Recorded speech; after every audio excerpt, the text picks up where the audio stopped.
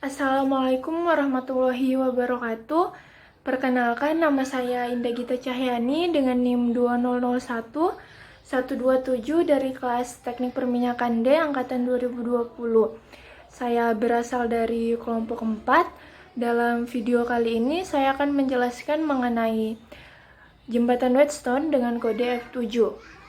Yang pertama, tujuan dari dilaksanakannya praktikum ini adalah untuk memahami prinsip jembatan Whetstone dengan menggunakan simulasi dan mencari nilai hambatan pengganti pada simulasi yang tidak diketahui besarannya dengan menggunakan prinsip jembatan Whetstone.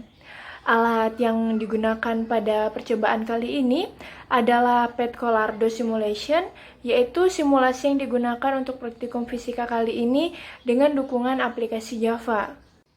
Dalam kehidupan sehari-hari, kita selalu diadakan dengan hal-hal yang berkaitan dengan listrik. Contoh yang paling dekat dengan kita seperti kipas angin, televisi, mesin cuci, lemari es atau kulkas, pendingin ruangan atau AC, handphone, laptop, senter listrik, kalkulator, dan lain-lainnya. Jenis arus listrik sendiri terbagi menjadi dua, yaitu arus listrik bolak-balik dan arus listrik searah. Arus listrik searah mengalir secara searah dari titik yang memiliki potensial tinggi ke titik yang memiliki potensial lebih rendah, dan arus listrik ini nilainya hanya positif atau hanya negatif saja. Sedangkan arus bolak-balik memiliki aliran arus yang berubah-ubah arahnya. Ada beberapa hal yang mempengaruhi kinerja dari arus listrik, yaitu seperti tahanan, arus, tegangan, dan lain-lain. Adapun komponen-komponen elektronika bukan sekedar rangkaian sederhana yang hanya terdiri dari sumber tegangan dan beban, tetapi lebih dari hal itu. Seperti pada praktikum kali ini, saya akan melakukan praktikum dengan rangkaian hambatan jembatan Whetstone.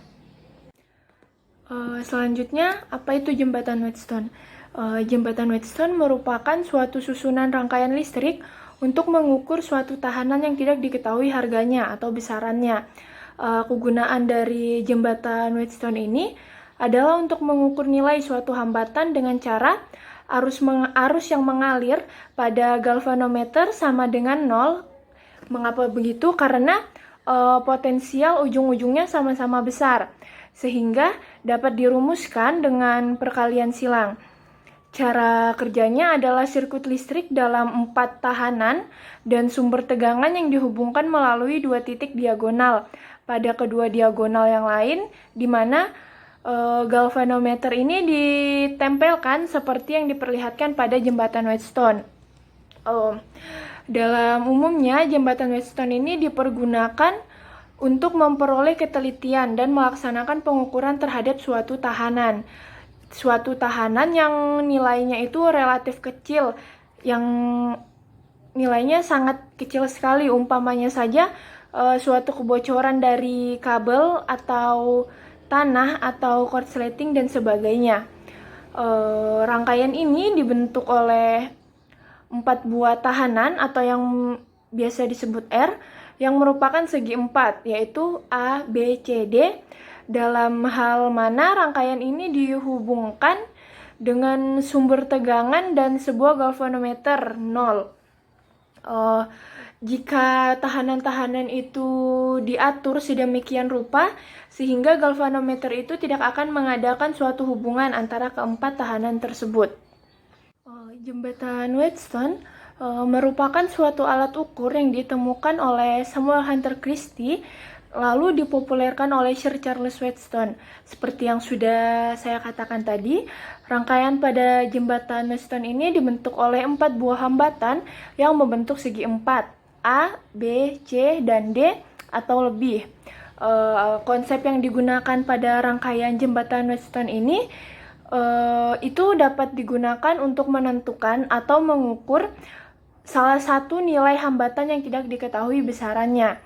Rumus pada rangkaian seri atau paralel tidak dapat digunakan untuk menentukan hambatan pengganti pada rangkaian jembatan Whetstone. Adapun persamaan yang dapat kita gunakan untuk menyelesaikan jembatan Whetstone ini yaitu dengan rumus RA sama dengan R1 dikali R2 dibagi dengan R total, yaitu R1 ditambah R2 ditambah R5. Sesudah mencari RA-nya, kita mencari RB lagi dengan rumus yang sama sebelumnya, yaitu RB sama dengan R1 dikali R5 dibagi dengan R total, R1 tambah R2 ditambah R5. Lanjut ke RC-nya, RC sama dengan R2 dikali R5 dibagi dengan R total, yaitu R1 ditambah R2 ditambah R5. Sesudah mendapatkan RA, RB, dan RC-nya, kita menentukan RB3-nya lagi. RB3 dapat kita cari dengan menggunakan rumus RB ditambah R3. Setelah mendapatkan RB3, kita selanjutnya mencari ke RC4. RC4 itu dapat dipecahkan dengan rumus RC ditambah R4. Setelah mendapatkan RA, RB, RC, RB3, dan RC4, selanjutnya yaitu kita masuk ke rumus 1 dibagi RB3 dan C4 sama dengan 1 dibagi RB3 ditambah 1 dibagi RC4. Setelah itu R total sama dengan RA ditambah RB3 ditambah R4.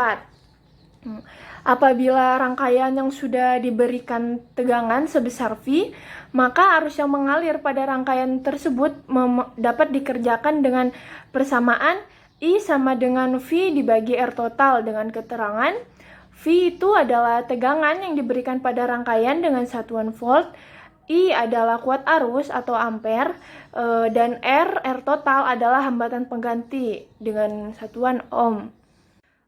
Adapun langkah-langkah yang dapat kita gunakan dalam menggunakan simulasi PET Colorado yang dibantu dengan dukungan Java.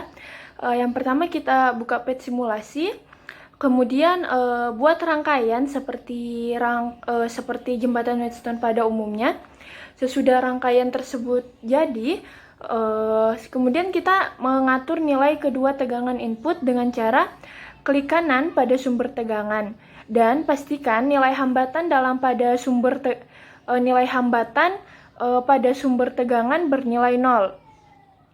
Selanjutnya atur kelima nilai resistansi yaitu R1, R2, R3, R4, R5 dan tegangan input baterai pada rangkaian simulasi dengan cara klik kanan pada setiap komponen. Selanjutnya perhatikan nilai arus pada ampermeternya. Catat dengan benar angka yang terbaca pada ampermeter dan pada tabel perhitungan.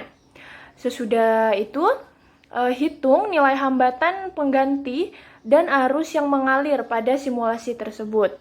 Kemudian dicatat lagi hasilnya pada tabel hasil perhitungan. Sesudah hal itu, lakukan langkah ini sebanyak 3-6 kali dengan nilai resistor dan tegangan yang berbeda-beda. Selanjutnya yaitu tata cara penggunaan simulasi PET Colorado. Untuk lebih jelasnya dapat dilihat pada video selanjutnya. Yang pertama buka simulasi PET, kemudian atur sehingga membentuk rangkaian jembatan Wheatstone seperti yang terlihat pada video kali ini. Sesudah itu atur R1-nya. R1-nya di sini ada 12 ohm, R2 10 ohm, R5-nya ada 9 ohm, R4-nya ada 15 ohm, dan yang terakhir R3-nya ada 20 ohm. Kemudian kita atur untuk tegangan yang pertama yaitu yang pertama kita coba 5 tegangan. Selesai. Sesudah itu kita lihat nilai I yang muncul. Seperti yang terlihat, untuk tegangan 5, nilai I-nya adalah 0,35 ampere. Kemudian stop, lanjut ke tegangan yang selanjutnya, yaitu penambahan 5 dari setiap tegangan sebelumnya, berarti sekarang 10 tegangan. Selesai. Kita mulai lagi. Nah, untuk 10 tegangan, nilai yang terlihat seperti pada video kali ini adalah 0,71 ampere. Kemudian kita naikkan lagi tegangannya ke 15 tegangan karena dia penambahan 5 setiap tegangannya. 15. Oke, selesai. Nah, untuk tegangan yang ke-15 seperti yang muncul pada video, di situ nilai I-nya adalah 1,06 ampere. Lakukan ini sampai dengan tegangan yang ke-50 karena mulai dari 5 sampai 50 itu kita hitung penambahannya 5 setiap tegangannya sampai menemukan hasil. Yang terakhir adalah kesimpulan dan saran. Dari percobaan yang telah dilakukan, diperoleh kesimpulan sebagai berikut. Yang pertama, metode jembatan Wheatstone digunakan untuk mengukur hambatan yang belum diketahui nilainya dengan cara mengalih silangkan. Yang kedua, hambatan listrik dapat dirumuskan yaitu R sama dengan V dibagi I. Yang ketiga, bertambahnya tegangan baterai maka akan semakin kuat pula arusnya. Yang keempat, nilai dari hasil pengukuran adalah 71,03. Yang kelima, nilai dari hasil perhitungan manual adalah 0,08. Yang keenam adalah nilai dari hasil perhitungan error adalah 0,999 dikali 10 pangkat 1%. Saran yang dapat diberikan pada praktikum kali ini yaitu yang pertama, sebelum melakukan praktikum, sebaiknya membaca modul yang telah diberikan dan mempelajarinya agar mudah dan paham pada saat mengambil data di simulasi PET. Yang kedua, sebaiknya praktikum dilakukan secara tatap muka langsung untuk mendapatkan hasil yang lebih baik dan pemahaman yang lebih. Yang ketiga, minimnya buku universitas dan jurnal-jurnal yang didapatkan sehingga data-data yang diperoleh untuk dasar teori dan pendahuluan sedikit. Sebaiknya diberikan sumber-sumber untuk memperoleh pencarian data. Saran yang terakhir, memanfaatkan waktu sebaik mungkin agar praktikum yang dilakukan dan laporan yang dibuat mendapatkan hasil yang lebih baik. Mungkin itu saja yang dapat saya sampaikan. Kurang dan lebihnya mohon maaf. Saya mohon maaf apabila terdapat banyak kesalahan kata dan masih terdapat banyak kekurangan dalam video dan laporan saya untuk praktikum kali ini. Saya mohon maaf. Saya akhiri. Wassalamualaikum warahmatullahi wabarakatuh.